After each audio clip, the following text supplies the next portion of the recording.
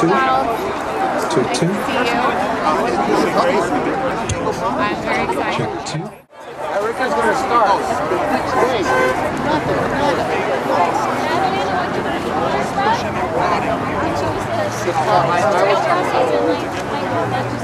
Barbara Hoff is the president of YesLordWorld.com and president of Red Shoes World Ministry. When you hear her talk about it, the passion in her voice is just phenomenal. She's a former columnist for 2 national magazines, author of 3 books, speaker, writer, and of prose and poetry. Barbara is also a substitute teacher for the past 40 years, married 50 years to Jean with 4 children and 8 grandchildren. She's a member of First Baptist Church and has a passion for winning souls to Christ. Really like you to welcome Barbara Hoff. Delighted to be here today. As Erica says, I am a poet. God dictates poetry to me. He shows up every day.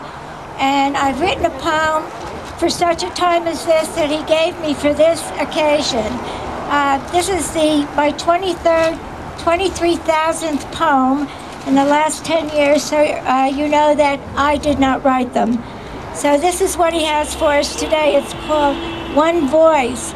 You know, today in our nation, one voice seems to change things in a mighty way. Sometimes it changes for good, and sometimes it's not for good. I'll read this and then I'll share how one voice can make a difference. One voice has changed many of our freedoms along the way.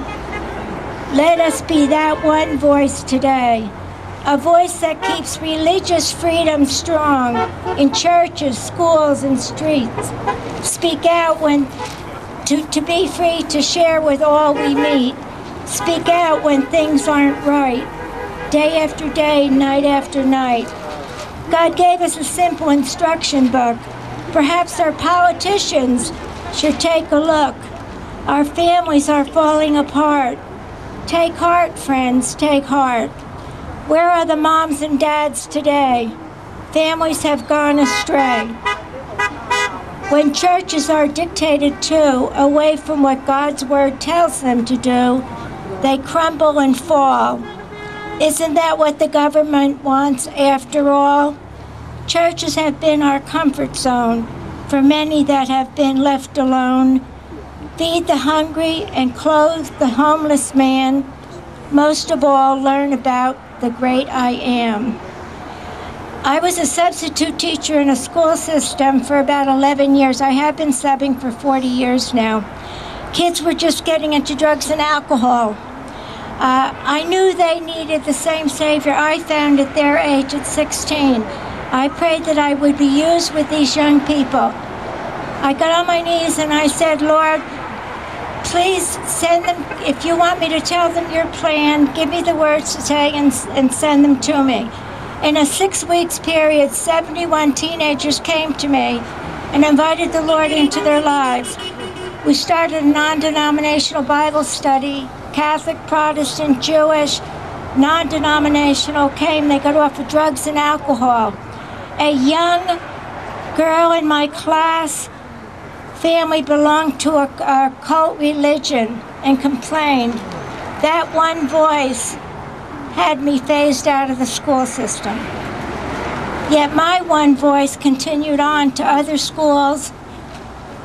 Many of the principals and superintendents and other people came to know the Lord, and lives got changed. People learned how to do the right thing. We today, I challenge you to be that one voice that can make a difference in our world. We have so many voices that are changing things, like prayer in school, abortion, so many other things today. We need to be that one voice. Many say to me, how can one person make a difference? Well, I think of Daniel in the Bible, and he slayed the giant. Well, our government is the giant today. Are we going to be that one voice, that one person, that one stone like David, and slay this giant once and for all, that we can have freedom once again? Let me hear you. One voice. One voice. One voice.